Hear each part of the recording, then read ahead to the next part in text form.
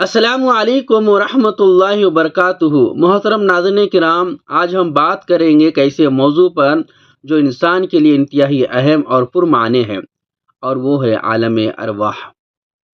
ایک ایسی غیبی دنیا ہے جہاں ہماری روحیں تخلیق کی گئی تھیں اور ہماری اصل منزل سے جڑا ہوا ہے۔ عالم ارواح کا مطلب ہے روحوں کی دنیا۔ اللہ تعالیٰ نے انسان کی تخلیق سے پہلے روحوں کو پیدا کیا۔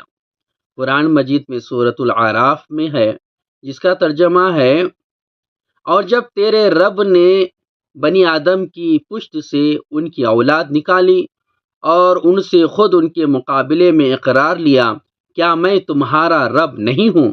اس وعدے کو عہد الست کہا جاتا ہے۔ اللہ تعالیٰ نے ہر انسان کی روح کو پیدا کیا اور ان کی تقدیر لکھی۔ حدیث قدسی ہے، اللہ تعالیٰ نے ارواح کو پیدا کرنے کے بعد ان سے کہا کہ وہ اپنی تقدیر کے مطابق مختلف درجات میں رہیں گے۔ روح کا جسم سے تعلق صرف دنیاوی زندگی کے لیے ہے۔ موت کے وقت روح جسم سے جدا ہو جاتی ہے۔ نیک روحیں ملائکہ کے ذریعے عزت و احترام سے لے جائی جاتی ہیں۔ گنہگار روح کے لیے فرشتے عذاب کے ساتھ آتے ہیں۔ برزخ روح کے لیے ایک درمیانی دنیا جہاں وہ قیامت تک رہتی ہے۔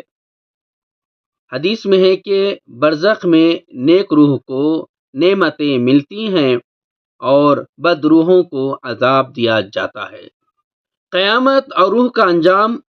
قیامت کے دن تمام روحیں اپنے جسموں میں واپس لوٹا دی جائیں گی۔ روح اور جسم کے ساتھ حساب کتاب ہوگا۔ جنت میں روح کو ہمیشہ کی خوشی ملے گی اور جہنم میں بد روح کو عذاب ہوگا۔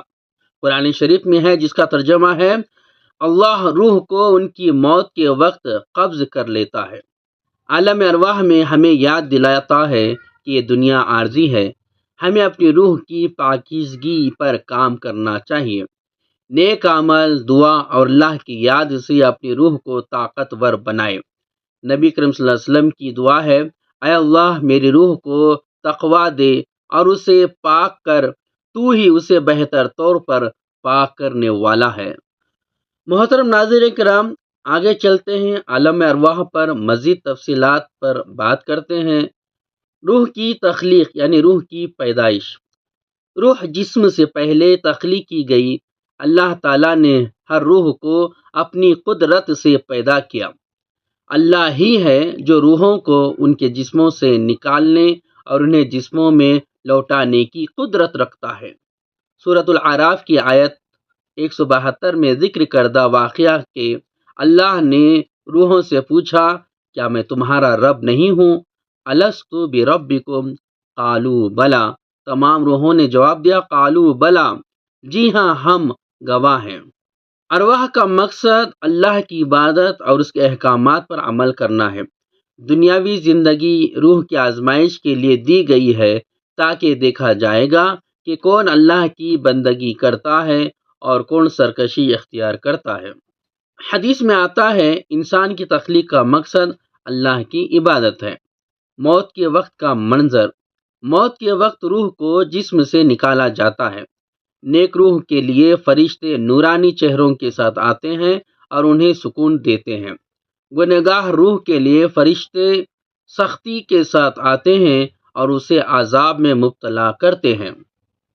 برزخ وہ عالم ہے جہاں روحیں قیامت تک رہتی ہیں۔ نیک روحوں کو نعمتیں دی جاتی ہیں اور بد روحوں کو عذاب۔ قیامت کے دن روح کا انجام کیا ہوگا؟ قیامت کے دن روح کو جسم میں واپس لوٹایا جائے گا۔ ہر روح اپنی اعمال کا حساب دے گی۔ نیک روحوں کو جنت کی خوشخبری دی جائے گی، بد روحوں کو ان کے برے اعمال کے سبب سزا دی جائے گی۔ جنت میں روح کی نعمتیں کیا ہوں گی؟ جنت میں انسان جو چاہے گا اسے ملے گا۔ جہنم میں روح کا عذاب کیا ہوگا؟ بد روح کو اس کے اعمال کی سزا دی جائے گی۔ آئیے دوستو جانتے ہیں روح کی پاکیزگی کے طریقے کیا ہیں۔ سب سے پہلے ذکر و عبادت۔ اللہ کے ذکر سے دل سکون پاتے ہیں۔ یہ سورۃ الرعد کی آیت ہے۔ گناہوں سے پرہیز کریں۔ گناہ روح کو آلودہ کرتے ہیں اور اللہ کی رحمت سے دور کرتے ہیں۔ نبی کریم صلی اللہ علیہ وسلم کی دعا ہے، اے اللہ میری روح کو تقوی عطا فرما اور اسے پاکیزہ کر دے، تو ہی سب سے بہتر پاک کرنے والا ہے۔ عالم ارواح سے ہماری زندگی کے اسباق: دنیا عارضی ہے، روحانی کامیابی آخرت میں ہے۔ ہمیں اپنی روح کو اللہ کی رضا کے مطابق ڈھالنا چاہیے۔ موت اور قیامت کی تیاری ہر وقت کرنی چاہیے۔ ناظرین، اللہ سے دعا کریں کہ اللہ ہمیں اپنی روح کو پاکیزہ رکھنے کی توفیق عطا فرما اور ہمیں آخرت کی کامیابی عطا فرما۔ محترم ناظرین کرام، آپ لوگوں کو اگر یہ ویڈیو اچھی لگی ہو تو ضرور سے ضرور شیئر کریں اور میرے چینل کو سبسکرائب کریں۔ السلام علیکم ورحمۃ اللہ وبرکاتہ۔